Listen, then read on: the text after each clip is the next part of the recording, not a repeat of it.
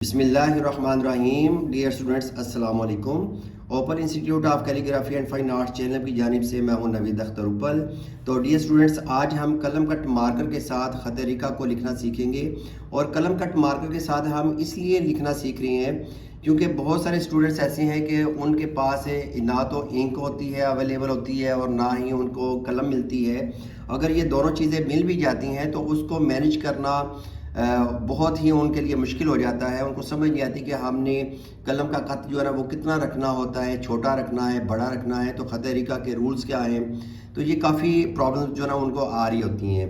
तो मैंने ये डिसाइड किया है कि हम कलम कट मार्कर, ये जो 605 नंबर है मास्टर का कलम कट मार्कर, ये आप यूज़ कर सकते हैं। तो यहाँ पे ये जो मैं पेपर इस्तेमाल कर रहा हूँ, ये पेपर आपने खानों वाला जो मैथ के लिए पेपर इस्तेमाल करते हैं बच्चों के लिए होता है, तो ये आपने यूज़ करना है। अब इसके यूज़ करने का फ़ायदा क्या होगा? फ़ायदा ये होगा कि कलम कट मार्कर के साथ अगर आप इन लाइनों की आपस में पैमाइश करते हैं तो ये देखें कि ऊपर वाली लाइन और नीचे वाला लाइन, दोनों लाइनों के दरमियान में जो स्पेस है, ये देखें ये 3 कद का है। और ख़त रिका में जो अलिफ होता है वो भी 3 कद का होता है। इसी तरह बा को लिखते हैं वो भी 3 कद का होता है। तो ये तकरीबन 3 कद के अंदर अंदर जो है ना ये हरूफ जो है ना वो चार रहे होते हैं, यानी कि इनकी पैमाइश जो है ना वो 3 कद की होती है। जैसे सीन को हम लंबा करके लिखते हैं तो सीन का पहला जो हिस्सा होता है वो भी 3 कद में होता है। आगे जो गुलाई होती है वो भी तकरीबन 3-2.5 कद के अंदर आ रहा होता है। ठीक है, तो इस तरह यह है कि आपको सीखने में आसानी होगी। तो अब ये है कि कलम कट मार्कर 605 नंबर ही आपने यूज़ करना है। और खाने जो इस्तेमाल कर रहे हैं ना, तो इसमें खाने जो ना खुली लाइनों वाले भी आते हैं, यानी कि बड़े खाने भी आते हैं, तो वो वाला आपने इस्तेमाल नहीं करना। आपने पेपर को ना यहाँ पे चेक कर लेना है, लगा के आपने कद को लगा के चेक कर लेना है कि ये 3 कद का फासला होना चाहिए। ठीक है, अगर 4 या 5 कद का है तो वो आप नहीं यूज़ करेंगे। और छोटे खाने, इससे छोटे खाने भी होते हैं, वो भी आपने यूज़ नहीं करना। और ना ही आपने ग्राफ पेपर यूज़ करना है। तो अब देखें कि ये हम इस पे जब लिखते हैं, अलिफ को लिखते हैं, तो बड़ी आसानी के साथ जो ना हम इसको मैनेज करेंगे। तो ये जो ऊपर से लाइन आ रही है वर्टिकली, ठीक है, अब हमने इसके साथ रखना है कद को, और इससे थोड़ा सा नीचे से ना पीछे करके हटा के फिर आपने अलिफ को लिखना है इस तरीके से। तो ये अलिफ इस तरह ख़त रिका में आएगा। अब ख़त रिका में एक और असूल आपने याद रखना है कि जब भी आपने ऊपर से नीचे आना है, यानी कि अलिफ को बनाना है, तो आपने नीचे से थोड़ा पीछे रखना होता है, यानी कि इस एंगल पे ना थोड़ा तिरछा तिरछा आना चाहिए। और जब आप आगे जाएंगे तो पीछे से आपने उठा के रखना है, और आगे जब जाना है तो यूँ नीचे की तरफ जाना है। तो ये झुकाव जो है ना इस तरह आना चाहिए, और इसका एंगल इस तरीके से आपने जो है ना वो बना के तो कलम के कद को मूव करना है। यानी कि जब आप आगे जाएंगे तो पीछे से उठा के रखेंगे और इस तरीके से आपने जाना है नीचे से ऊपर, ऐसे। ये देखें ऊपर से नीचे आ रहे हैं, फिर एंड पे जाके ये हमने बनाया। तो अब मैं यहाँ पे ना ये 2 असूल याद रखने हैं। तो अभी फिर मैं इसको लिखता हूँ, अलिफ, बा को मैं थोड़ा सा आगे करके लिखता हूँ। यहाँ पे देखिए ऊपर से ना एक कद छोड़ के, ये अंदाज़ा आपने कर लेना है, एक कद छोड़ के फिर आप यहाँ से स्टार्ट करेंगे और ये छोटा सा स्ट्रोक लगाया, लाइन के ऊपर से मैंने स्ट्रोक लगाया और थोड़ा पीछे की तरफ ले गया हूँ। अब यहाँ से मैंने क्या करना है, हल्की सी कर्व करते हुए ये देखें इसके अंदर अंदर बना दिया मैंने। तो इस तरह काम करना आसान है। अब ये देखें ऊपर मैंने बनानी है मद को, इसकी सीध में जाएंगे ऊपर वाली लाइन, ये देखें इस कॉर्नर से इस कॉर्नर के दरमियान से मैंने स्टार्ट किया है और इस तरीके से आऊँगा ऐसे। अब देखें अगले खाने के मैं तकरीबन सेंटर में पहुँच गया हूँ। ये देखें ये लाइन और ये लाइन, इसके सेंटर में मैं पहुँच गया हूँ। और ये ऊपर से मैंने लाइन के साथ स्टार्ट किया, और जब मैं आगे आया हूँ तो लाइन से मैंने नीचे रखा है। कितना नीचे रखा है? तकरीबन आधा कद। और फिर यहाँ पे मैं बे का ये जो पहला स्ट्रोक है ना, इसको लगा दूंगा ऐसे करके, तो ये मद बन जाएगी।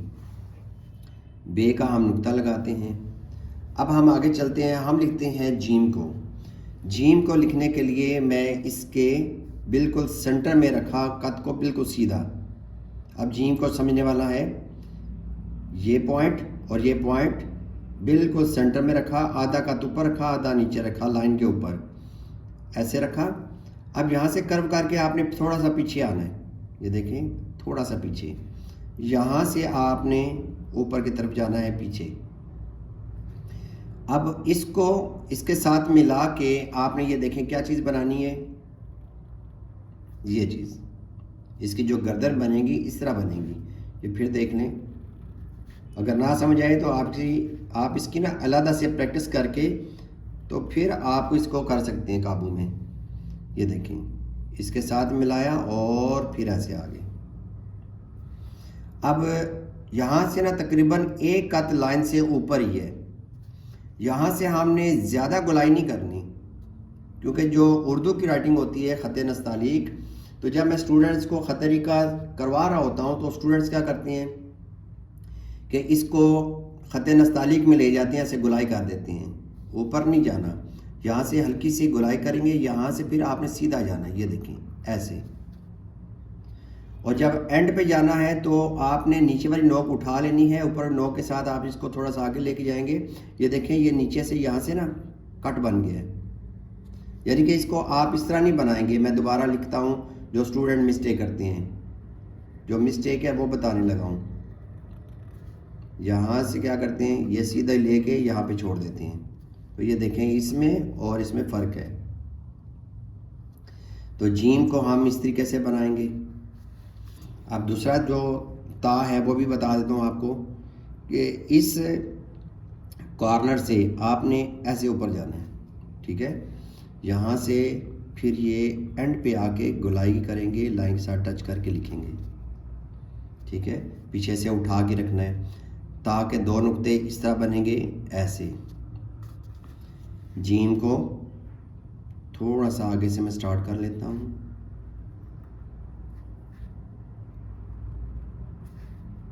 इससे ना आपने इसके सर से ये जो गुलाई है ये थोड़ी सी आगे रखनी है। अब यहाँ से गुलाई की और सीधा लेके जाना है यूँ जी। अब दाल को लिखते हैं, दाल को हम लिख लेते हैं, ये लाइन पे थोड़ा सा तिरछा करना है, फिर यहाँ से भी थोड़ा सा तिरछा करके नीचे की तरफ पीछे से उठा के रखना है। रॉ को मैं लिखता हूँ, इसमें रॉ कैसे लिखेंगे, ये आपने ना लाइन पे रखना है इसको, कद को, और यहाँ से ये देखें चौड़ाई करके घुमा के नीचे वाली नोक उठा लेनी है, ठीक है। नीचे वाली नोक उठाएंगे तो ये शेप बनेगी। कौन सी शेप बनेगी, ये देखें ये वाली शेप बननी चाहिए। इधर से भी बारीक है, इधर से भी बारीक है, यहाँ से थोड़ी सी मोटाई करके फिर। अब इसको मैं दोबारा लिखता हूँ, रॉ को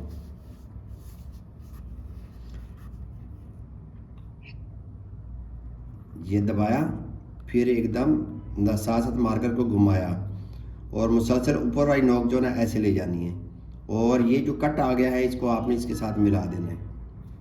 तो ये शेप बननी चाहिए रॉ की। सीन को जो है ना हमने ये पीछे जो लाइन है इसे थोड़ा सा ऊंचा रखना है, ठीक है। ये देखिए तिरछा करके थोड़ा सा आगे गए, और जब भी आगे जाना है तो मैंने बताया ना कि तिरछा नीचे की तरफ जाना है।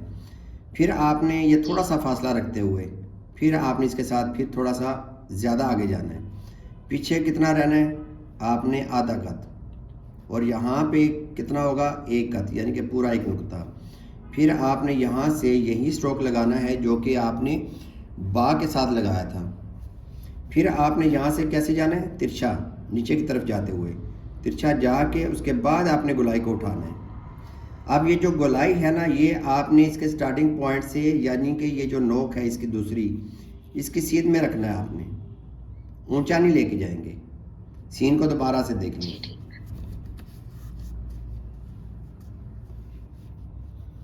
फिर मैं रखता हूँ यहाँ पे।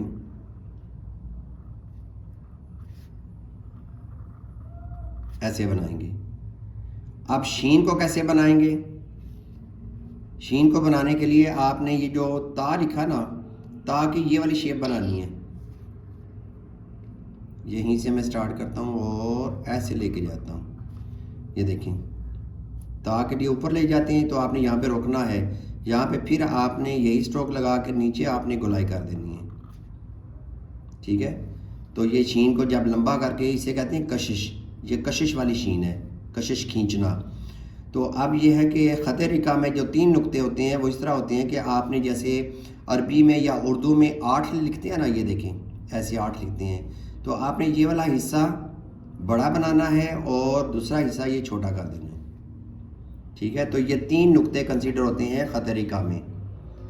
अच्छा एक दफा ना जीन दोबारा से बताएं, और ये जो कशिश वाली सीन है जी जी, इस पे हमने दुम बनानी है, इस पे हमने दुम बनानी है साथ जैसे हमने ते की बनाई थी।